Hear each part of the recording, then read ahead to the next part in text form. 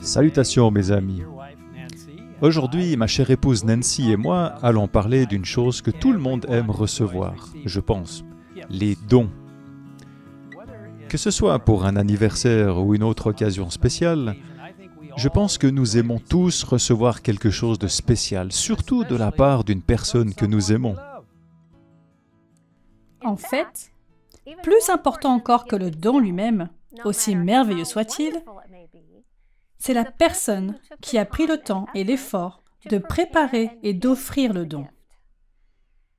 Cette relation personnelle, cette attention, est de loin la chose la plus spéciale, car elle nous dit que quelqu'un nous aime et se soucie de nous. Dans Matthieu 25, Jésus raconte l'histoire d'un homme qui a confié des dons précieux ou talents à ses ouvriers. Au versets 14 et 15, nous lisons « Le royaume des cieux ressemblera au cas d'un homme qui, partant pour un voyage, appela ses serviteurs et leur remit ses biens. Il donna 5 sacs d'argent à l'un, 2 à l'autre et 1 au troisième, à chacun selon sa capacité, puis il partit aussitôt. »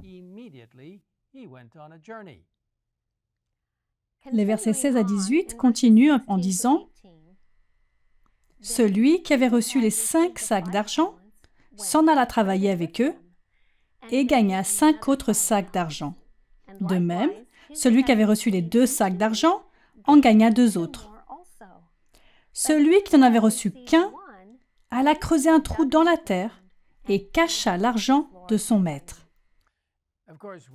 Bien sûr, nous connaissons la suite de l'histoire. Lorsque le maître revint, il fit l'éloge de ceux qui avaient utilisé leur talent avec sagesse, en disant « C'est bien, bon et fidèle serviteur, tu as été fidèle en peu de choses, je te confierai beaucoup. Viens partager la joie de ton maître. » Mais malheureusement, un homme n'a pas utilisé son talent et l'a enterré sous terre.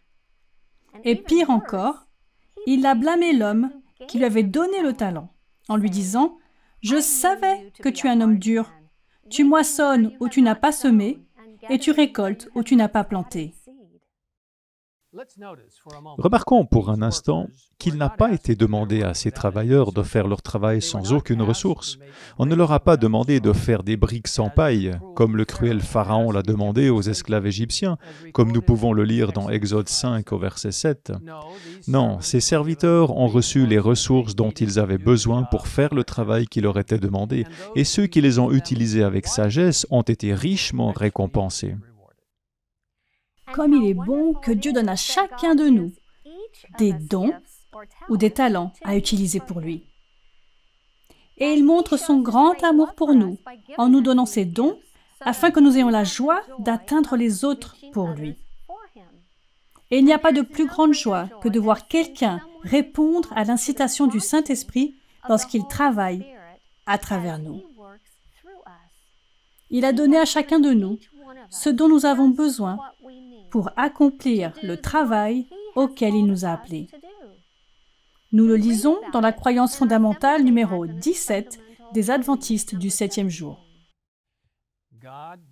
À toutes les époques, Dieu pourvoit tous les membres de son Église de dons spirituels que chacun doit employer afin d'exercer un service d'amour pour le bien de l'Église et de l'humanité.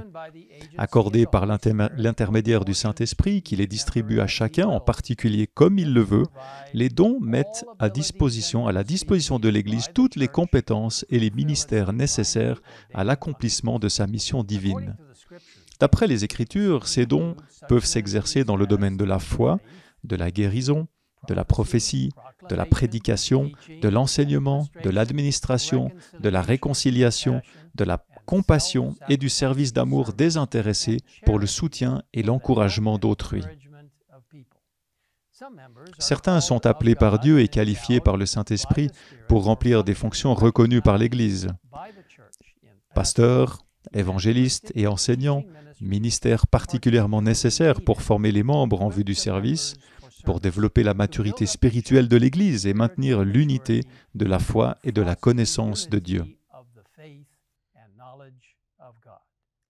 Lorsque les membres emploient ces dons spirituels comme de fidèles économes des divers bienfaits de Dieu, l'Église est préservée de l'influence délétère des fausses doctrines. Elle se développe conformément à la volonté divine et s'édifie dans la foi et dans l'amour. Si vous souhaitez en savoir plus sur les dons spirituels et les ministères, nous vous invitons à consulter le site indiqué ci-dessous.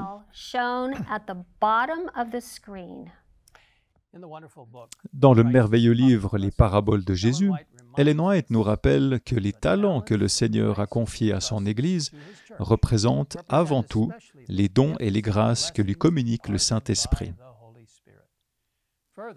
De plus, elle écrit « La parabole ne représente pas seulement les dons particuliers du Saint-Esprit, elle concerne toutes les facultés et tous les dons, qu'ils soient innés ou acquis, naturels ou spirituels. Tous doivent être employés au service du Christ. » Avez-vous déjà senti que Dieu vous appelle à faire quelque chose qui vous met au défi? Quelque chose qui est hors de votre portée? Rappelez-vous, il ne vous demandera jamais de faire quelque chose sans vous donner la force de le faire. Nous recevons cette merveilleuse promesse. La volonté humaine participe à la toute-puissance dans la mesure où elle coopère avec la volonté de Dieu. Tout ce qui se fait sur son ordre doit être accompli par sa force. Tout ce qu'il ordonne, il le donne. Mes amis, je vous invite aujourd'hui à réfléchir aux talents que le Seigneur vous a donnés. Êtes-vous prêt à les utiliser pour lui? Il veut et peut vous fournir tout ce dont vous avez besoin pour accomplir le travail qu'il vous a confié en ce moment même.